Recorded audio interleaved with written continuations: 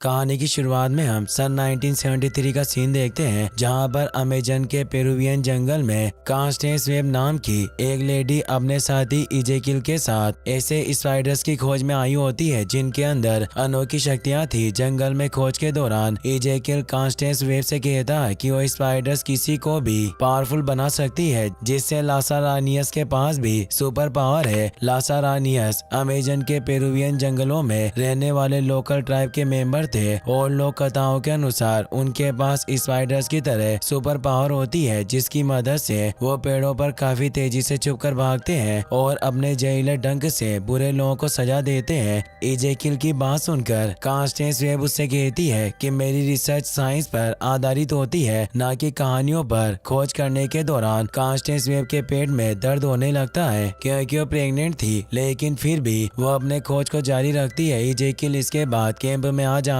है, जहां पर वो मिस कॉन्स्टेंस वेब के रिसर्च पेपर की तस्वीर लेकर उन्हें चोरी करना चाहता था कि तभी वहां पर मिसेस कॉन्स्टेंस वेब आ जाती है, क्योंकि उन्होंने उस स्पाइडर को खोज लिया था जिसके वेनम में रहस्यमय पावर्स होती है। कॉन्स्टेंस वेब और उसके साथी इस समय काफी ज्यादा खुश थे, लेकिन अगले ही पल इजेकिल अपनी गन निकालकर कॉन्स्टेंस वेब के सभी साथियों को शूट करके मार गिराता है और कॉन्स्टेंस वेब से स्पाइडर को छीनने लगता है। दरअसल इजेकिल उस स्पाइडर को हासिल करने के लिए ही अब तक मिसिस कॉन्स्टेंस वेब का साथ दे रहा था। मिस कॉन्स्टेंस वेब जब इजेकिल को स्पाइडर देने से मना कर देती है तो इजेकिल मिस कॉन्स्टेंस वेब को भी गोली मारकर घायल कर देता है और स्पाइडर लेकर वहां से निकल जाता है। मिस कॉन्स्टेंस वेब इस समय बुरी तरह से घायल थी कि तभी वहां पर लासारानियस ट्राइब का एक मेंबर आ जाता है, जिसके अंदर स्पाइडर की अनोखी शक्तियां थी और वो मिस कॉन्स्टेंस वेब को अपने साथ एक सीक्रेट जगह पर लेकर जाता है, जहां पर वो मिस कॉन्स्टेंस वेब को रहस्यमय पानी के अंदर रखकर उनका इलाज करने की कोशिश करता है और उनकी बॉडी में स्पाइडर के वेमन को इंजेक्ट करता है। मिस कॉन्स्टेंस वेब इस दौरान अपनी प्यारी सी बेटी को जन्म देती है, लेकिन अगले पल उनकी डेथ हो जाती है। इसके बाद हम 30 साल बाद न्यूयॉर्क सिटी का सीन देखते हैं, जहां पर साल चल रहा था सन 2003 का। यहाँ पर हम केसी नाम की एक लड़की को देखते हैं जो मिस कॉन्स्टेंस वेब की डॉटर थी और अपने साथी बेन पार्कर के साथ न्यूयॉर्क सिटी के अंदर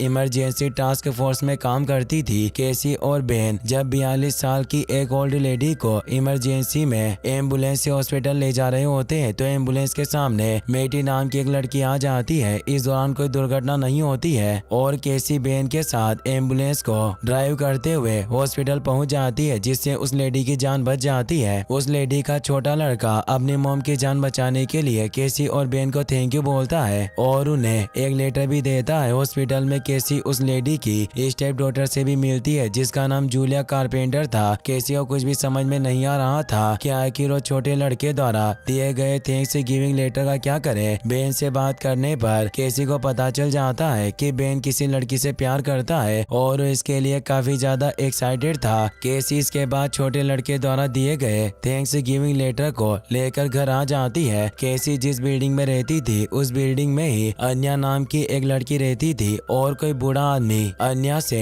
उसके पेरेंट्स के बारे में पूछ रहा था। दरअसल आज केसी जिन दो लड़कियों से काम करवाने के दौरान मिली थी, जिनका नाम जूलिया और मेटी था, और केसी के बिल्डिंग में रहने वाली अन्या और ये तीनों लड़कियां रहस्यमय तरीके से एक दूसरे और केसी से जुड़ी हुई थी, जिनके बारे में हमें आगे पता चलेगा। केसी अपने कमरे में अकेली अपनी केट के साथ रहती थी, क्योंकि आज से 30 साल पहले केसी की मॉम के डेथ के बाद केसी के फैमिली में वो अकेली थी और अपनी मॉम को मिस करती थी। अकेला महसूस होने पर केसी अपनी मॉम की पुरानी तस्वीर और उनके रिसर्च डॉक्यूमेंट को देखा करती थी और यहाँ हमें ये भी पता चलता है कि केसी के पास अपनी मॉम की रिसर्च बुक भी मौजूद थी, जिसमें अमेजन के पेरुवियन जंगल में पाई जाने वाली स्पाइडर्स और वहाँ के लोकल ट्राइब्स के बारे में बहुत सारी जानकारियाँ लिखी हुई थी। अगले दिन केसी एक इमरजेंसी मिशन पर जाती है, क्योंकि ब्रिज पर हुई दुर्घटना में एक कार ब्रिज से नीचे गिरने वाली थी और ब्रिज से लटक रही थी। केसी और बेन का काम कार में फंसे हुए एक आदमी को बचाना था। केसी और बेन साथ में मिलकर किसी तरह उस आदमी को कार से बाहर निकालने में कामयाब हो जाते हैं, लेकिन इस दौरान केसी खुद कार में फंसकर नीचे नदी में गिर जाती है। नदी में गिरने के बाद केसी को अजीब तरह के विजन आना शुरू हो जाते हैं और उसके चारों तरफ स्पाइडर वेब का एक रहस्यमय जाल बिछा हुआ था। दरअसल आज से 30 साल पहले जब लासारानियस ट्राइब के एक मेंबर ने केसी की मॉम की बॉडी में पावरफुल स्पाइडर तरह के वेमन को इंजेक्ट कर केसी की मॉम को बचाने की कोशिश की थी। और इस दौरान जब केसी का जन्म हुआ था तो केसी के अंदर भी स्पाइडर वेनम की वजह से सुपर पावर आ गई थी और केसी के सुपर पावर एक्टिवेट होने की वजह से ही उसे अजीब तरह के विजन दिखाई दे रहे थे। केसी की जब आंखें खुलती है तो खुद को नदी से बाहर पाती है क्योंकि बेन ने केसी को नदी से बाहर निकालकर उसकी जान बचाई थी। अब केसी नोटिस करती है कि बेन एक बात को 2 बार बोल रहा था, लेकिन बेन से पूछने पर केसी को पता चलता है कि बेन ने उस बात को तो सिर्फ एक बार ही बोला था। केसी की सुपर पावर एक्टिवेट होने के बाद अब वो कुछ सेकंड आगे का फ्यूचर देख सकती थी, इसीलिए केसी को पहले ही पता चल जा रहा था कि बेन क्या बोलने वाला है। केसी को अपनी सुपर पावर के बारे में पता नहीं था, इसीलिए उसे कुछ भी समझ में नहीं आ रहा था कि आखिर उसके साथ हो क्या रहा है। अगले सीन में हम इजेकिल को देखते हैं जो स्पाइडर की पावर मिलने के बाद काफी अमीर और ताकतवर बन चुका था। इजेकिल एक शो में जाता है जहाँ पर वो एनएसए नेशनल सिक्योरिटी एडवाइजर की एक लेडी ऑफिसर से मिलता है। जल्दी वो दोनों एक दूसरे को पसंद करने लगते हैं और एक दूसरे के साथ इंटीमेट भी होते हैं। दरअसल इजेकिल एक खास डिवाइस को उस लेडी ऑफिसर से हासिल करना चाहता था। उस डिवाइस की मदद से वो दुनिया के सारे सीसीटीवी कैमरों और इलेक्ट्रॉनिक्स डिवाइस को कंट्रोल कर सकता था। अब इजेकिल को एक विजन आता है जिसमें वो जूलिया, अन्या और मेटी को देखता है जो उसे जान से मार रही थी। दरअसल फ्यूचर में जूलिया, अन्या और मेटी को भी सुपर पावर मिलने वाली थी जिसके बाद वो इजेकिल को मार देगी। इजेकिल को काफी समय से ये एक ही सपना आ रहा था, इसीलिए वो उस लेडी से डिवाइस हासिल करके जूलिया, एनिया और मेटी को ढूंढकर उन्हें मारना चाहता था। इजेकिल इसके बाद उस लेडी ऑफिसर को मारकर उसकी डिवाइस का पासवर्ड हासिल करके वहां से निकल जाता है। अगले दिन केसी और बेन अपने बाकी दोस्तों से मिलने के लिए बेन के घर जाती है क्योंकि बेन की भाभी प्रेग्नेंट थी, इसीलिए बेन ने अपने घर पर एक छोटी सी पार्टी रखी थी। पार्टी के दौरान जब केसी बेन की वाइफ और बाकी लेडीज के साथ बेन के होने वाले नेफ्यू का नाम गेस करने का गेम खेल रही होती है, तभी एक बार फिर से उसे फ्यूचर विजन आना शुरू हो जाते हैं जिससे वो एक ही पल में 2 बार जी रही थी। केसी ये देखकर पूरी तरह से हैरान थी। तभी वहाँ पर बेन आ जाता है जो केसी को अपने साथ एक इमरजेंसी मिशन पर चलने के लिए कहता है। केसी इसके साथ बेन के साथ वहाँ से चली जाती है और जब वो दोनों दुर्घटना वाली जगह पर जाते हैं तो उन्हें पता चलता है कि एक फैक्ट्री में आग लगी हुई थी जिसमें बहुत से लोग घायल हो गए थे। केसी जल्दी से बेहोश पड़े घायलों को होश में लाने की कोशिश करने लगती है, लेकिन इस दौरान उसे एक बार फिर से विजन आना शुरू हो जाते हैं जिसमें वो कुछ समय बाद होने वाली घटनाओं की एक झलक पहले ही देख पा रही थी। केसी को अभी समझ में नहीं आ रहा था कि आखिर उसके साथ ये हो क्या रहा है। केसी इसके बाद अपने चीफ के पास जाती है और उन्हें एम्बुलेंस ड्राइव करने से मना करके खुद एम्बुलेंस को ड्राइव करने की इच्छा जाहिर करती है क्योंकि केसी ने विजन में देखा था कि एक एक्सीडेंट में चीफ की मौत हो जाएगी। चीफ केसी की बातों पर ज्यादा ध्यान नहीं देते और उसे कहते हैं कि यह सब उस हादसे की वजह से हो रहा है और वो खुद ही एम्बुलेंस को ड्राइव करके वहाँ से जाने लगते हैं। लेकिन अगले ही पल एक कार एक्सीडेंट में उनकी हो जाती है। केसी देखकर पूरी तरह से हैरान थी क्योंकि वो चीफ की मौत का जिम्मेदार खुद को मान रही थी। बेन केसी को समझाता है कि इसमें तुम्हारी कोई गलती नहीं है। अगले सीन में हम इजेकिल को देखते हैं जो अपनी एक साथी को एनएसए नेशनल सिक्योरिटी एडवाइजरी की ऑफिसर को मारकर हासिल किए गए डिवाइस को लेकर जूलिया, मेटी और एनिया को ढूंढने के लिए कहता है। उन तीनों को ढूंढने के लिए ही इजेकिल ने उस डिवाइस को हासिल किया था। इसके बाद हम वापस से केसी को देखते हैं जो डॉक्टर के पास अपने इलाज के लिए जाती है क्योंकि उसे समझ नहीं आ रहा था कि उसके साथ अजीब तरह की घटनाएं क्यों घट रही है। डॉक्टर जब केसी का चेकअप करती है तो उन्हें पता चलता है कि केसी पूरी तरह से नॉर्मल है, इसीलिए वो केसी कहती है कि तुम्हें 1 हफ्ते की छुट्टी लेनी चाहिए, तुम पुरानी मूवी देखो, आराम करो और कुछ दिनों के बाद सब कुछ नॉर्मल हो जाएगा। वहीं दूसरी तरफ केसी जब घर पर अकेली होती है तो उसे बेन का कॉल आता है जो केसी को उसके चीफ के फ्यूनरल में आने के लिए कहता है क्योंकि इससे केसी को अच्छा लगेगा। इसके बाद केसी देखती है कि उसके कमरे के बंद खिड़की से एक कबूतर आकर टकराती है जिससे उसकी वहीं पर डेथ हो जाती है। केसी ये देखकर बहुत दुखी होती है, लेकिन अगले ही पल वो इस घटना को एक बार फिर से जीती है, लेकिन इस बार खिड़की खुली होने की वजह से कबूतर कमरे के अंदर आ जाती है और फिर वापस चली जाती है। केसी ये देखकर समझ जाती है कि कुछ समय पहले उसने जो अनुभव किया था वो भविष्य की घटना थी, यानी कि आने वाले समय में उस कबूतर की उसी तरह मौत होगी। केसी को समझ में आने लगा था कि उसे फ्यूचर के विजन आते हैं जिनमें वो भविष्य को देख सकती है। केसी इसके बाद चीफ के फ्यूनरल में शामिल शामिल होने के लिए निकल पड़ती है। वहीं दूसरी तरफ इजेकिल के कहने पर उसके साथी ने सीसीटीवी कैमरों की मदद से जूलिया, मेटी और एनिया के लोकेशन का पता लगा लिया था। लेकिन वो जानकर पूरी तरह से हैरान थी कि वो तीनों इस समय रेलवे स्टेशन पर मौजूद थी। उन तीनों के लोकेशन का पता चलने के बाद अब इजेकिल भी उन तीनों को जान से मारने के लिए रेलवे स्टेशन की तरफ निकल पड़ता है। अगले सीन में हम केसी को देखते हैं जो फ्यूनरल में शामिल होने के लिए रेलवे स्टेशन पर पहुंच गई थी क्योंकि मेट्रो से सफर करने वाली थी। केसी जिस मेट्रो के अंदर बैठी थी उसी मेट्रो से जूलिया, मेटी और एनिया भी सफर करने वाली थी। लेकिन केसी को मेट्रो के अंदर एक बार फिर से विजन आना शुरू हो जाते हैं जिसमें वो देखती है कि इजेकिल, जूलिया, मेटी और एनिया के ऊपर हमला करके उन्हें जान से मारने की कोशिश कर रहा था। केसी जब सामने से इजेकिल को आते हुए देखती है तो समझ जाती है कि जूलिया, मेटी और एनिया की जान खतरे में है, इसीलिए उन तीनों को लेकर वहां से निकल जाती है। लेकिन इस दौरान इजेकिल ने भी उन तीनों को देख लिया था और उन्हें मारने के लिए आ रहा था। रेलवे स्टेशन पर मेटी, जूलिया और एनिया को नहीं पता था कि कैसी उनकी जान बचाने के लिए ये सब कर रही है, इसीलिए जोर जोर से चिल्लाने लगती है। कैसी उन तीनों को किसी तरह शांत कराती है और अब वहाँ पर इजेकिल भी अपने स्पाइडर सूट में उन तीनों को मारने के लिए आ गया था। कैसी उन तीनों लड़कियों के साथ इजेकिल को आते देखकर वहाँ से भागने लगती है। इजेकिल जब रेलवे स्टेशन के गार्ड्स को मारने में बिजी होती है, इस दौरान कैसी मौका पाकर उन तीनों लड़कियों के साथ कार में बैठकर वहाँ से निकल जाती है। रास्ते में कैसी को पता चलता है कि पुलिस ऑफिसर इजेकिल के साथ कैसी को भी ढूंढ रहे हैं क्योंकि उन्हें लग रहा था कि कैसी ने उन तीनों को किडनैप किया है। कैसी ये न्यूज सुनकर पूरी तरह से परेशान हो जाती है और जब उसे पता चलता है कि तीनों लड़कियां शहर में अकेले रहती है तो कैसी उन तीनों की जान बचाने के लिए उन्हें अपने साथ रहने को कहती है और उनके फोन को भी तोड़ देती है ताकि पुलिस उन तक ना पहुंच सके। वहीं दूसरी तरफ इजेकिल अपने साथी से शहर के सीसीटीवी कैमरों की मदद से उन तीनों लड़कियों का पता लगाने के लिए कहता है, लेकिन उन्हें कुछ भी पता नहीं चलता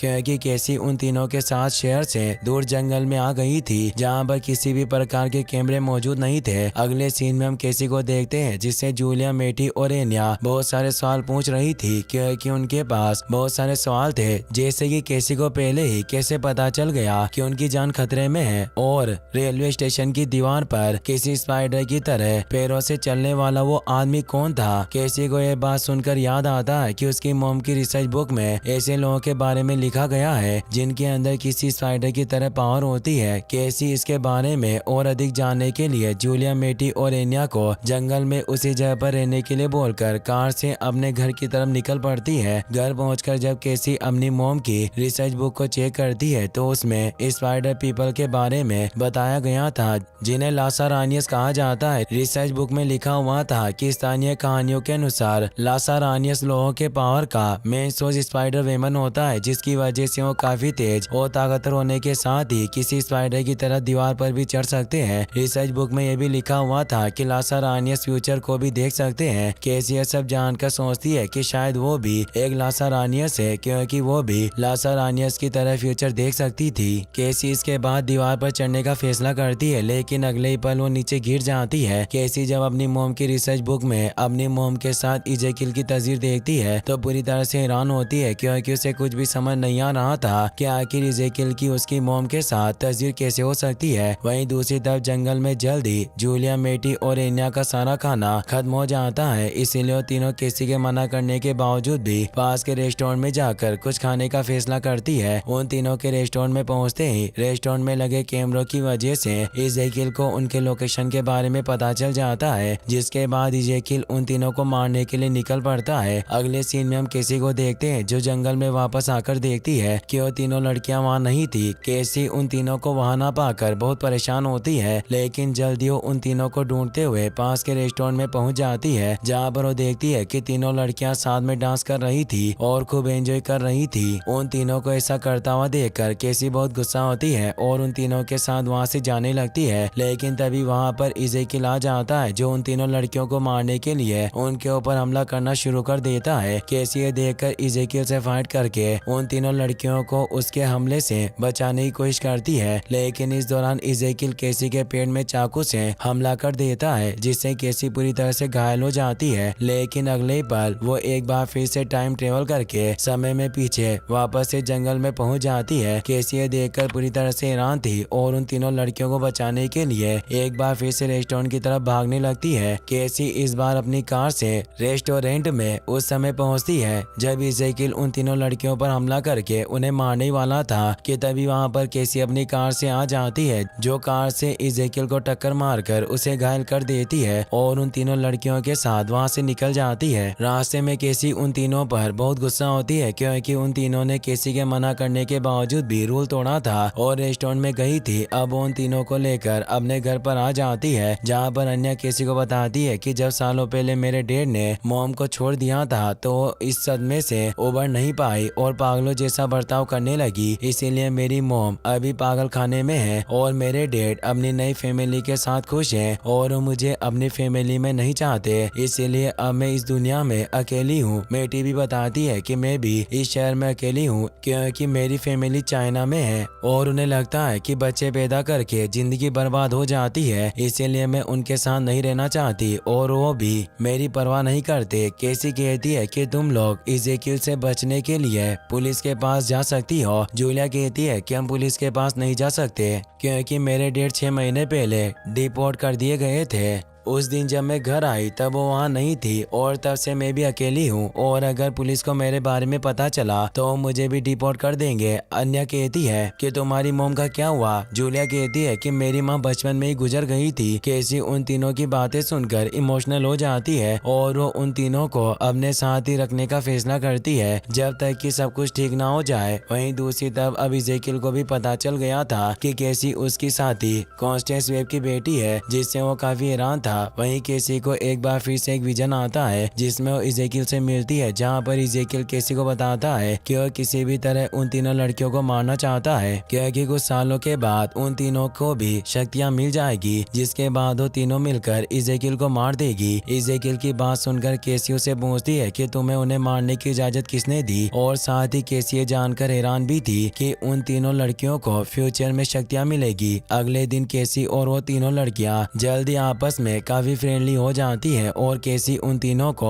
हार्ट अटैक आने पर लोगों को बचाने की ट्रेनिंग भी देती है। केसी इसके बाद जूलिया, मेटी और एनिया को अपनी मॉम की तस्वीर दिखाती है। केसी की मॉम के साथ तस्वीर में इज़ेकियल को देखकर जूलिया, मेटी और एनिया पूरी तरह से हैरान थी। केसी इसके बाद उन तीनों को बताती है कि उसकी मॉम स्पाइडर्स के ऊपर रिसर्च कर रही थी और उनकी डायरी में उसे पता चला है कि पेरू की एक लोकल ट्राइब ऐसा कर सकती है जिसके बारे में सोचना भी मुश्किल है क्योंकि स्पाइडर्स की तरह दीवार और पेड़ों पर छलांग लगा सकते हैं और चल भी सकते हैं क्योंकि स्पाइडर्स की तरह दीवार और पेड़ों पर चल सकते हैं। केसी अब अमेजन के पेरुवियन जंगल में जाकर पता करने का फैसला करती है कि आखिर ये सब चल क्या रहा है, इसीलिए वो जूलिया, मेटी और एनिया को तब तक के लिए बेन के पास रहने के लिए कहती है क्योंकि बेन के साथ वो तीनों सुरक्षित थी। केसी इसके बाद एक लंबा सफर तय करके अमेजन के पेरुवियन जंगल में पहुंच जाती है, जहां पर रिसर्च करने के दौरान केसी को एक लासारानियस ट्राइब का आदमी मिलता है और ये कोई और नहीं बल्कि वही लासारानियस था जिसने केसी की मॉम की जान बचाने की कोशिश की थी। वो आदमी केसी से कहता है कि मुझे पता था कि तुम एक दिन जरूर आओगी। इसके बाद वो आदमी केसी को बताता है कि उसकी मॉम स्पाइडर पर रिसर्च करते हुए वहाँ इसीलिए आई थी क्योंकि वो अपने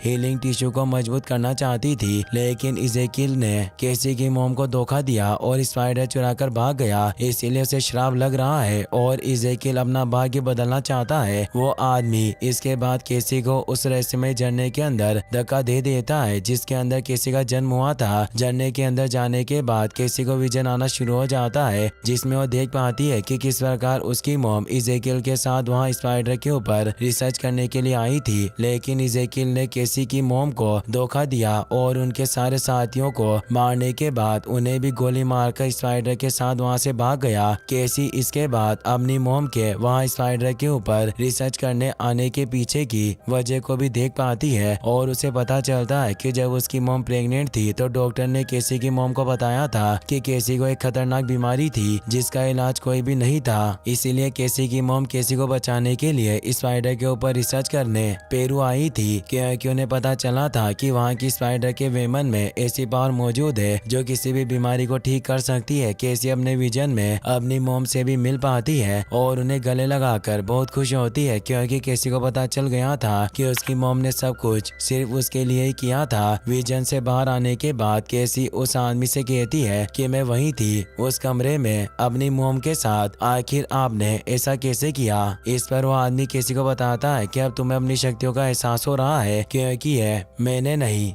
बल्कि तुमने किया था। तुम यहाँ आई थी अपना अतीत जानने, लेकिन यहाँ से जाओगी एक नया भविष्य लेकर। इस पर केसी कहती है कि मैं सिर्फ भविष्य जानकर इजेकिल का सामना नहीं कर सकती, क्योंकि वो उछल सकता है और काफी तेज होने के साथ ही दीवार पर भी चल सकता है। हमें किसी भी तरह उन लड़कियों को बचाना होगा। केसी की बात सुनकर वो आदमी उसे समझाता है कि तुम सिर्फ अकेली ऐसी हो जो भविष्य को बदल सकती हो और एक समय पर कई जगहों पर हो सकती हो। एक बार जब तुम ये जिम्मेदारियां उठा लोगी तो तुम्हें तुम्हारी शक्तियां भी मिल जाएगी। अगले सीन में हम इजेकिल को देखते हैं जो अपने पार्टनर से सीसीटीवी कैमरों की मदद से उन तीनों लड़कियों को ढूंढने के लिए कह रहा था, लेकिन उसकी पार्टनर ऐसा नहीं कर पा रही थी क्योंकि वो तीनों लड़कियां इस समय बेन के साथ उसके घर पर रह रही थी, जहां पर किसी भी प्रकार का कैमरा नहीं लगा हुआ था। अब एक रात बेन पार्कर की भाभी जो कि प्रेग्नेंट थी, उनकी हालत खराब होना शुरू हो जाती है। अपनी भाभी के बिगड़ते हालत को देखकर बेन तीनों लड़कियों और अपनी भाभी के साथ कार ड्राइव करके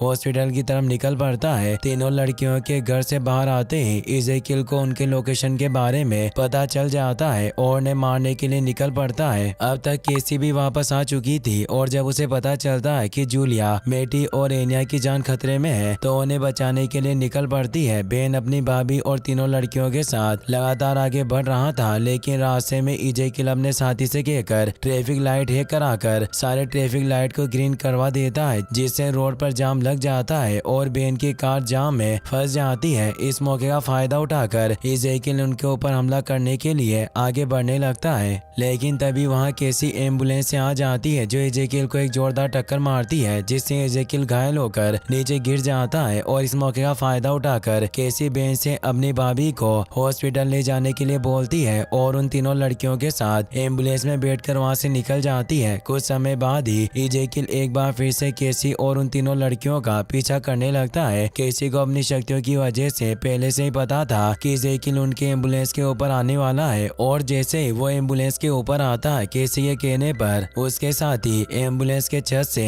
इलेक्ट्रिक शॉक को जोड़ देती है, जिससे इजेकिल को बिजली का जोरदार झटका लगता है और वो नीचे गिर जाता है। केसी उन तीनों लड़कियों के साथ आगे निकल जाती है, लेकिन कुछ दूर आगे जाने पर उनकी एम्बुलेंस पूरी तरह से बिगड़ जाती है, जिसकी वजह से अब वो आगे नहीं जा सकती थी। केसी ये देखकर इमरजेंसी एयर सपोर्ट की मदद मांगकर तीनों लड़कियों के साथ पास के फायर क्रैकर्स के फैक्ट्री में चली जाती है। केसी को पता था कि इजेकिल उनके पीछे जरूर आएगा, इसीलिए वो तीनों लड़कियों के साथ मिलकर फैक्ट्री में आग लगाना शुरू कर देती है, जिससे फैक्ट्री में चारों तरफ फायर क्रैकर्स जलने लगते हैं। अब वहाँ पर इजेकिल भी आ गया था, लेकिन फायर क्रैकर्स के उससे टकराने की वजह से वो केसी और तीनों लड़कियों के पास नहीं पहुँच पाता और वो तीनों से बचकर आगे निकल जाती है। अब वहाँ पर हेलीकॉप्टर भी एयरलिफ्ट के लिए वहाँ गई थी, जिसे देखकर वो बहुत खुश होती है, लेकिन एयरलिफ्ट लेने के लिए उन्हें दूसरी साइड जाने की जरूरत थी। केसी उन तीनों लड़कियों के साथ फायर क्रैकर्स के विस्फोट से बचते हुए आगे बढ़ रही थी, और जब वो सभी किसी तरह बहुत मुश्किल से कंपनी के बड़े से साइन बोर्ड के ऊपर चढ़कर हेलीकॉप्टर से एयर सपोर्ट लेने वाली होती है कि तभी वहाँ पर इजेकिल आ जाता है जो उनके ऊपर हमला कर देता है। और फाइट के दौरान एक ऐसा समय भी आता है जब तीनों लड़कियां साइन बोर्ड से नीचे आग में गिरने वाली होती है। इजेकिल ने देखकर केसी से कहता है कि तुम एक साथ तीनों को नहीं बचा सकती, लेकिन वो गलत था क्योंकि अब तक केसी ने अपनी शक्तियों का इस्तेमाल करना सीख लिया था और वो एक समय पर 3 अलग अलग जगहों पर होकर उन तीनों लड़कियों को नीचे गिरने से बचा लेती है। इजेकिल ये देखकर केसी पर बहुत गुस्सा होता है और उसके ऊपर हमला कर देता है, जिससे केसी दूर जाकर गिरती है। इजेकिल इस समय काफी गुस्से में था, इसीलिए वो सबसे पहले केसी को मारने का फैसला करता है और उसकी तरफ बढ़ने लगता है। अब इससे पहले कि इजेकिल केसी को मारता, एक बड़ा सा साइन बोर्ड इजेकिल के ऊपर गिरता है, जिसकी वजह से इजेकिल उस साइन बोर्ड के साथ सीधे नीचे आकर गिरता है और उसकी वहीं पर डेथ हो जाती है। दरअसल केसी ने पहले ही अपने फ्यूचर विजन में देख लिया था कि वो साइन बोर्ड गिरने वाला है, इसीलिए इजेकिल को वहां ले गई थी, लेकिन इजेकिल को इसके बारे में कुछ भी पता नहीं था। अब वो जगह टूटने की वजह से केसी भी नीचे नदी में गिर जाती है और बुरी तरह से घायल हो जाती है, लेकिन तीनों लड़कियां किसी तरह उसे नदी से बाहर निकाल लेती है और हॉस्पिटल में एडमिट करवा देती है। अगले सीन में हम देखते हैं कि बेन की भाभी को एक लड़का हुआ था जिससे बेन बहुत खुश था। और वहीं दूसरी तरफ नदी में गिरकर घायल होने की वजह से केसी की आंखों की रोशनी चली गई थी और अब उसके पैर भी बुरी तरह से डैमेज हो गए थे,